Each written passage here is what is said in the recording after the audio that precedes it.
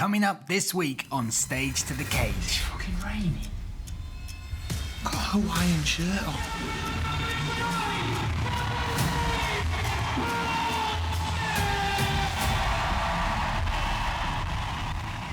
This show has sold out everywhere. Like, this show's been going on for a full solid year now, and it's still got until the end of November to go. Throw in just a little casual MMA fight.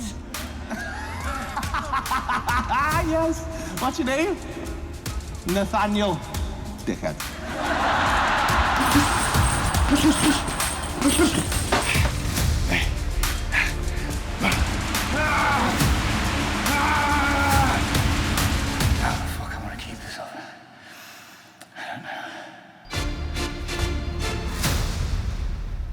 I don't want to get all zen with you at the start of this episode, but life is about balance.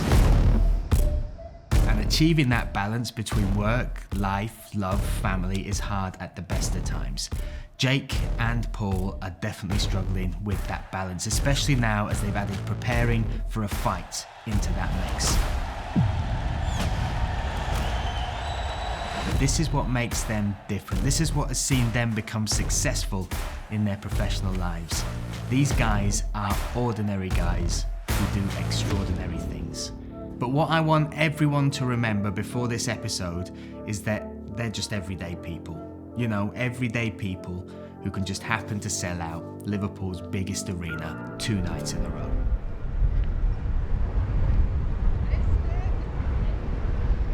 Been a bit giddy about this one. It's a big fucker, this one. This is the biggest one of the tour. So I'm here the next 2 nights, hometown gig as well, so yeah, I took a few fucking bumps this week as well, so got a little cut on the cheek. Sparring on Tuesday night. It's just did a 4 out. So did a few grappling sessions, and then when I did some sparring, first punch just fucking caught me sweet.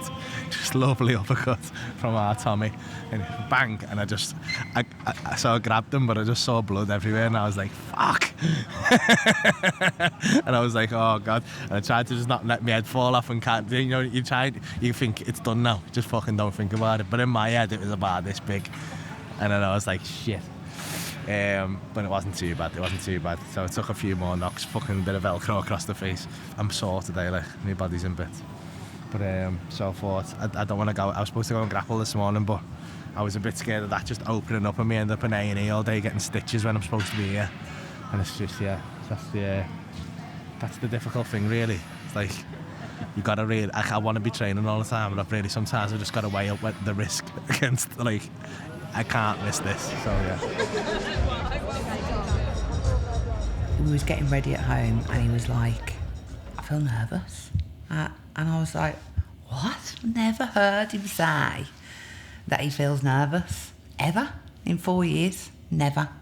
And he's done this gig before, obviously. He's done this venue before. So I was like, but then I could feel it. So I could feel his nerves, because like whatever Paul feels, I can feel. So I was like getting ready, and I was thinking, why am I feeling nervous? Because I knew who he was. But I just gave him a little pep talk in the car, and just said, you're motherfucking Paul Smith. Do you know what I mean? You're going to smash the shit out of this, because these are his people. It's his city. So like, if he's going to fucking smash it anywhere, well, he smashes it everywhere, but you know, he's got nothing to worry about. This show has sold out everywhere. Like, this show's been going on for a full solid year now, and it's still got until the end of November to go. And he's got a fight as well. Just throw in just a little casual MMA fight.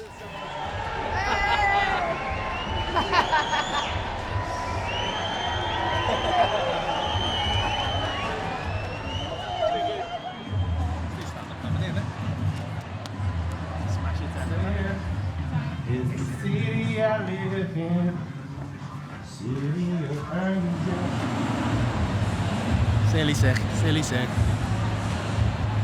It'll be nice to see like his people and the audience from the arena, like when he comes out to fight as well, because it's gonna be chaos. And I'm gonna be a fucking nightmare, you know that, don't you? I am gonna be the loudest bastard on the side of that ring. I'm gonna be crazy. Jake is going to be, I don't know, he's going to be outnumbered, I think. Sorry, Jake. Soft. Fucking love the Twix. But how would you trash talk someone that you don't know? I don't get it. Me and Paul could be going, oh, you fucking shit, I would have knocked you out, but I don't know him. And like I've said before, I quite like him. So I ain't got any reason to trash talk, and I just think when I watch like all the trash talking on these like boxing things or misfits and stuff, I just think you're making it like the WWE. If you actually have a vendetta against someone and you hate each other, then fair enough. But if you don't know each other, I can't sit here and be like, I'm gonna fucking kill him, you dickhead, because I don't know him, and like I also don't feel like that. Like I just wanna win. Paul might be on the cameras trash talking the shit out of me, I don't even know, but I have been doing it. I'm not gonna lie, there's been a few times where I'm like, I can't be asked to do this. I'm too tired, or I ain't got time. But then you think, you've always got an hour to do a little bit of something. Is it fucking raining? Fucking it was sunny when I opened the blinds. I've got a fucking vest on. I've got a Hawaiian shirt on. Carpool karaoke with Jake Quickenden. Lean on me, woo, when you're in the storm. Go on, what was you going to say? I am rehearsing. I go on tour with the Full Monty, so obviously everyone knows the film The Full Monty, set in Sheffield about 5 geezers who need to earn a bit of money, so they decide to do a strip. We're just going in the tunnel again. We'll be out in a sec. 1 second, guys. Don't leave the YouTube vid. Here we go, we're back. So yeah, it's about 5 guys who want to earn a bit of money, and I think it's quite relevant even in today. Like, it's about kind of like a brotherhood and sticking together, doing things with your mates. So I take it on tour. We start in September. We're going around the UK until April, end of April. So it's a long tour, and I'm in rehearsals at the minute. So we are now 11 minutes away from getting into rehearsals. It takes an hour and a half every day to drive in, hour and a half to get home. So yeah, it's most of my days at the minute is rehearsing for this. The training's been mint, and I've loved the training, and the fact that it's kind of dropped off a little bit now I'm in rehearsals it's annoying me a little bit, because I was absolutely loving just training every single day. Do you know what I want to know about Oktagon? Is when they say, when you've got Brian going, one of UK's biggest reality stars, and everyone thinks it's got to be Joey Essex or something, and then I pop up and they use the worst photo of me on the X Factor, no beard, ice gem on my head, my quiff's about 7 meters tall, I look like a little weasel, and everyone's like, in the comments, biggest reality star, I don't even know who this guy is. They stitched me right up. They should have just said, just some random geezer who wants to fight, because they've stitched me up. So Bri, I know you're a commentator on Oktagon, but after this fight, I'm calling you out. I'm fighting you for using the worst frigging picture ever of me on the X Factor. I had a Top Man t-shirt on. How dare you? You're gonna walk in with an itty bitty wasting around thing in your face. Right, so that is me. I'll see you in 8 hours after rehearsal's finished. Laters.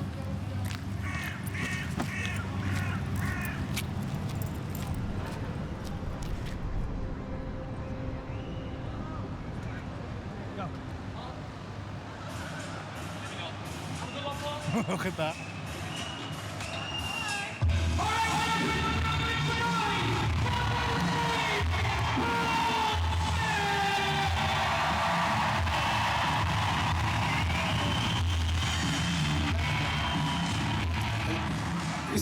Don't start. I've already started now, Charlotte. We're on this roller coaster, mate, together. I'm gonna learn sign language by the end of this shit. Cliff got tomorrow, the loft border. Oh, we're doing loft border. Oh, yeah, is that what you do? Yeah, nice man, said, well, in sound. I I'll just go back to the death girl, shall I? Have you got one? Look at this fucking, he's got 6 kids in. Don't start trying to explain yourself. Oh, well, I got pubes early, I had pubes when I was 3. Yes. What's your name? Nathaniel. Dickhead.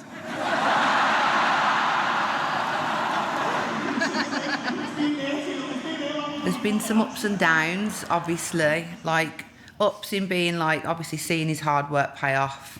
You know, there's been a few challenging bits where, because he was really solidly disciplined from January this year, going through to, like, for so many months, like, where he didn't have one drop of drink, he didn't have nothing. It was just so... And you know what? I admired that kind of dedication. I was like, you're like a fucking robot. You know, he was a robot. And then he did lose a lot of weight, and he lost, and so I think he tried to not be as rigid.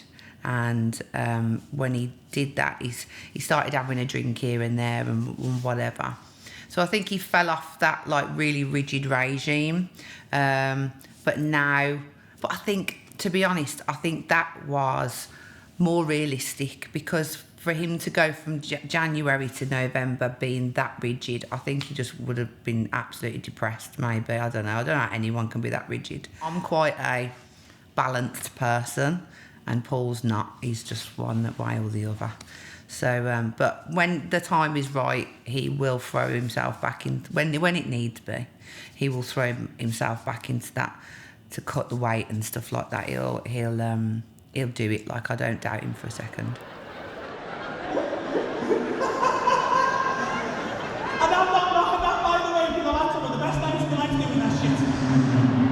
Nice that. Nice that, wasn't it? Proper sound, that. Yeah, I felt a lot more comfortable than I did in Belfast. Did you? Yeah. Happy. Yeah. Very. Just say it. My brain was fucking going a million miles a minute. I kept getting in my own head going, my brain was going, don't fucking forget to say that in a minute. And I'm like, why the fuck are you bringing that up now? Can you say it now? So yeah, it was fucking great. The whole thing was great. Felt like I had control of it all the way through it. I was getting into grip. I was playing with the pauses, trying to get to grip with them. I was playing with the pauses, trying to get to grip with the pauses, because like it's like there was points where, I don't know if you could hear it, but like the back laughs about a second after the front. The delay in it. And then I hear that about a second after they've laughed. Yeah. So it's which doesn't sound like long, but it's fucking long, do you know what I mean? Yeah. So then it seems to me like they're laughing at something else. Yeah. So now I don't want to step on their laugh. Yeah. It's hard to gauge, because you don't know when they're hearing you. Yeah. In real time. It's fucking mad. It's such a mad experience. Because it's such a big room as well, isn't it? Obviously, the sound in a room like that. And but the weird thing is, it's so every time I looked, like, you could really see those like 10 people on the front. Yeah. To the point where I was making eye contact with them loads, and they were just like, it was just such a small gig as well. Yeah. Because everyone else is just like, it's like a background, do you know what I mean? Like, you had a bit of a kick off in the top right, didn't you? Top left to me, top left to you. me. Yeah, and I felt I wasn't gonna, because there was a couple of people shouting stuff out, but I just went over it. But that was persistence, and I felt the room just drag that way. And I thought, all right, I'm gonna stop here. But it was at a point where I could stop. It was 2 women fighting. Was it? Yeah. It was 2 women fighting. One security guy had to drag one woman off the other, and the other woman was, get her the fuck out now. I was like, wow, this is heavy. But they were on it though. That was sound. Yeah, the staff seemed great. The staff, everything was good. Right, I need a pint. I feel like that's gonna hit me in about 2 days, and I'm just gonna be like fucking in my bed like that.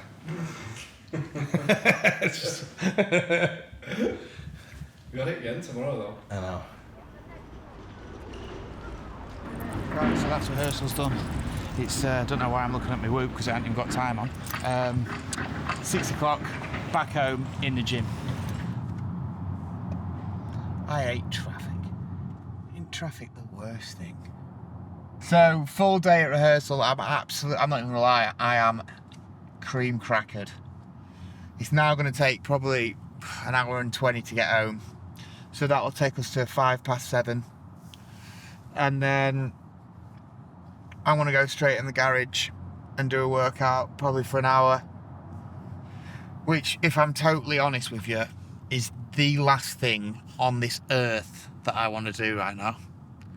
I want to go home, get in my freaking Tesco dressing gown, have a cup of tea, eat about 12 crumpets with some Marmite on, and then have a bath, play with my son, give my stepson the chocolate I bought him, kiss my wife on the face, and then go to bed.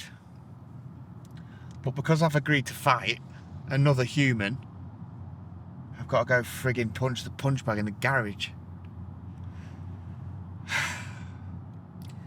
Do you know when realisation kicks in? It's just done it in this traffic jam.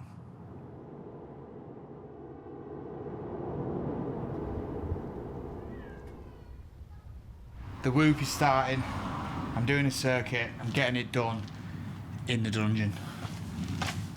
Come on in if you want, at your own peril.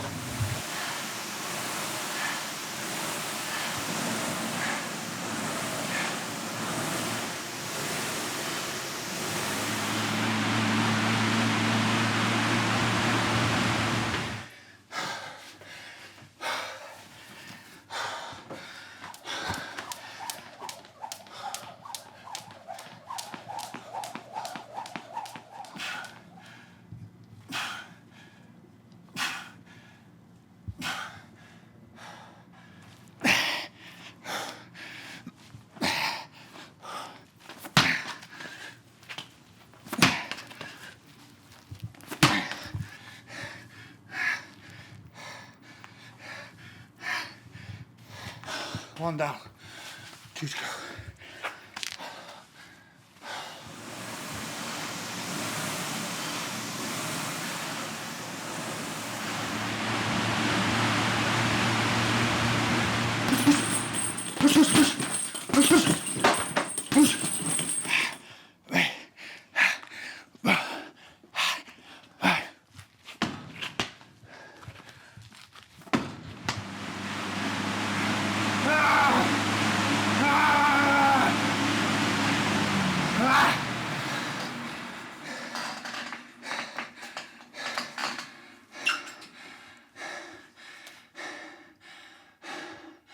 Now can you see why it's called a dungeon?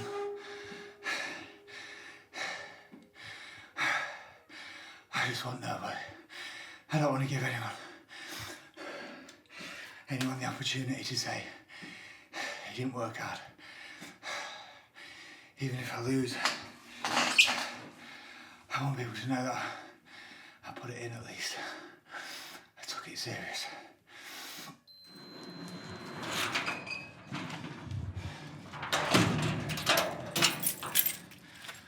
Done. Oh, fuck.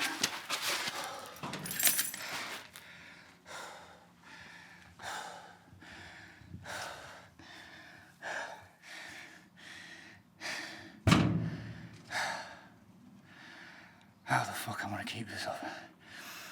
I don't know.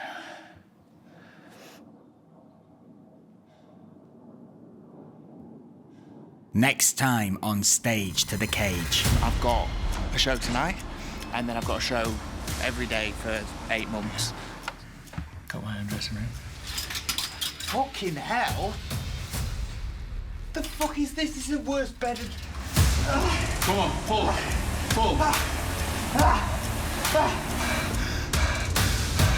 So I tried not to watch any of it because I go back and forth. I'll catch something of his on, like, or someone will send me a reel of his, and I'm like, oh, fucking hell, he's massive, and he's fucking younger than me, and he's fitter than me, and he's faster than me, and it gets in your head. About an hour ago, I was giving him a hug, and I've really hurt your rib on that. Yeah, you're a machine, you're a mountain, you're an animal. Whoever's fighting against you, good luck.